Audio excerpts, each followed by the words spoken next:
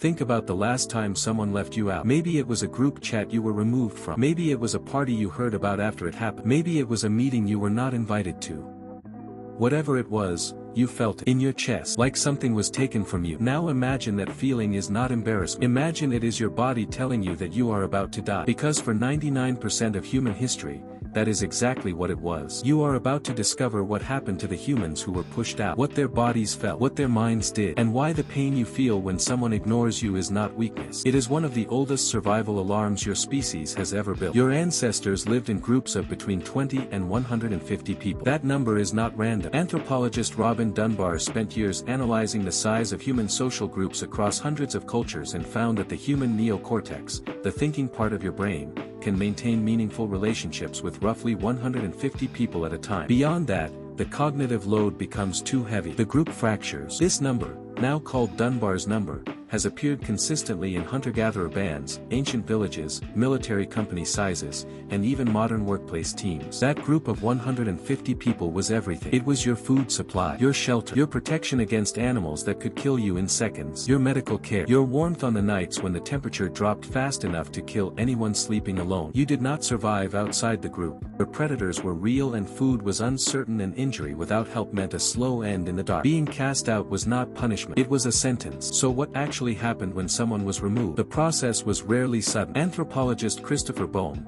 who spent decades studying hunter-gatherer societies from the Kalahari to the Amazon, documented the stages in precise detail. It began with gossip. Someone did something that threatened the group. Maybe they took more food than their share. Maybe they became aggressive toward others. Maybe they dominated in a way that made everyone else smaller. And the group's first response was to talk about it, quietly, among themselves.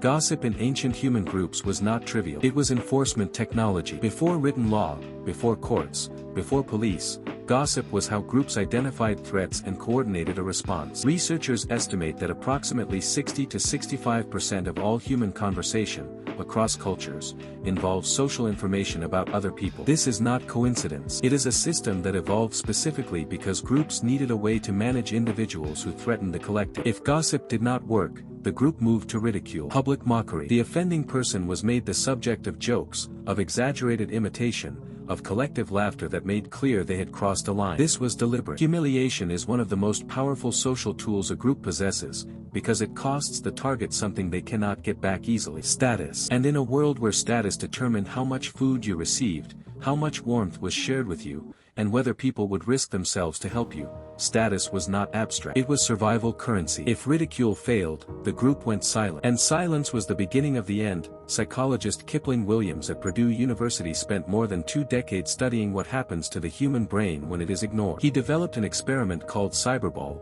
a simple virtual ball-tossing game in which participants believed they were playing with 2 other real people online. At a certain point, those other players stopped passing the ball to the subject and continued playing between themselves. The subject was excluded just from a ball game with strangers for a few minutes. The results were extraordinary. Researchers at the University of California, Los Angeles, led by Naomi Eisenberger, put subjects inside fMRI brain scanners while they played cyberball. When subjects were excluded, the dorsal anterior cingulate cortex, the part of the brain that processes the distress component of physical pain, became more active. The same brain region that fires when you burn your hand, when you break a bone, when your body is damaged, was lighting up in response to being left out of a ball game with strangers for 5 minutes. Social rejection does not feel like physical pain. It is physical pain. Your brain uses the same neural circuitry for both because for millions of years, social separation and physical injury were equivalent threats to your survival. Your biology does not know the difference between a broken leg and a broken relationship. Both register as damage. Williams pushed this further. He tested whether the pain of rejection changed if the people doing the rejecting were people you dislike. He found that African American participants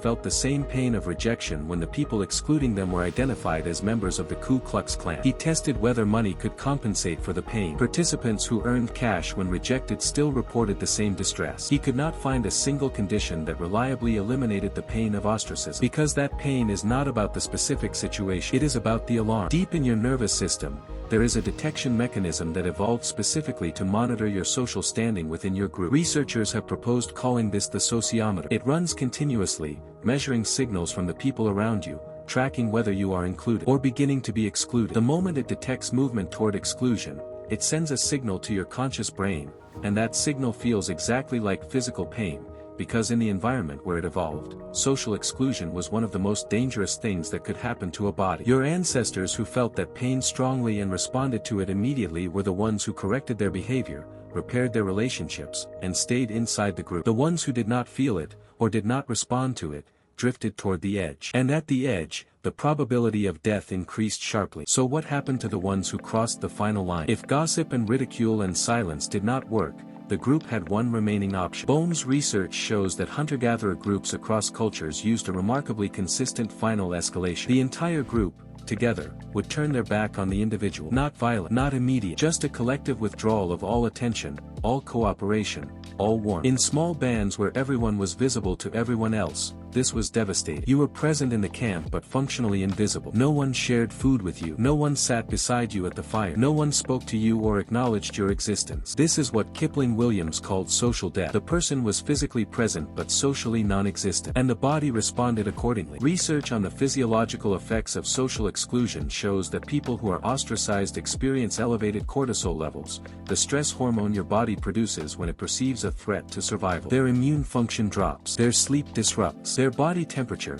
literally, falls, because the expectation of social warmth is wired so deeply into your nervous system that its removal triggers a physical cooling response. One study from the University of Toronto found that people who had been socially excluded estimated the temperature of the room as significantly lower than people who had been included in the same room at the same actual temperature. Rejection makes you cold, not metaphorically, physiologically. For a person cast out in the ancient world, this was only the beginning. Without the group, you had no fire on the nights that could kill you, no one to watch while you slept, when you were most vulnerable to predators that hunted in the dark. No one to share the knowledge of where food and water were, knowledge that took years to accumulate and was the difference between navigating a drought and dying in one. No one to help if you broke a leg, which in the ancient world was a probable death sentence on its own. Some cast-out individuals tried to join other groups.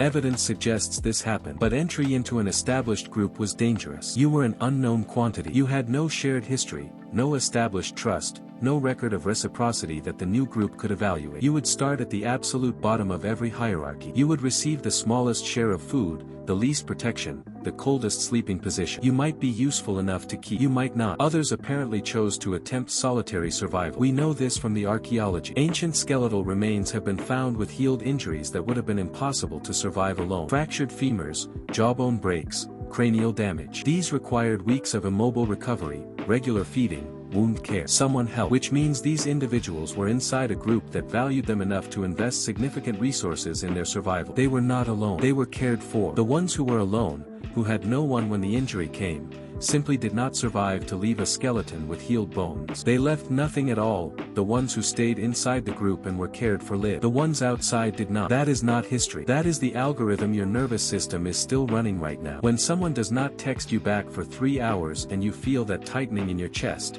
that is your sociometer. When you replay a conversation looking for the moment someone's expression changed, that is your ancient threat detection system doing exactly what it was built to do. When you cannot sleep because you felt left out at a gathering of people you do not even particularly like, that is not irrationality. That is 2 million years of evolution refusing to be convinced that exclusion is no longer dangerous. You feel rejection so deeply because the ancestors who did not feel it this deeply, the ones who shrugged off exclusion and drifted toward the edge of the group, those people did not survive long enough to pass that indifference on to you. You are not too sensitive. You are too evolved. So the next time someone ignores you, and your body responds with something that feels completely out of proportion to what actually happened, remember what your brain actually thinks is happening. It is not reading a late reply or an uninvitation. It is reading a signal that is 300,000 years old, and it is trying to keep you alive.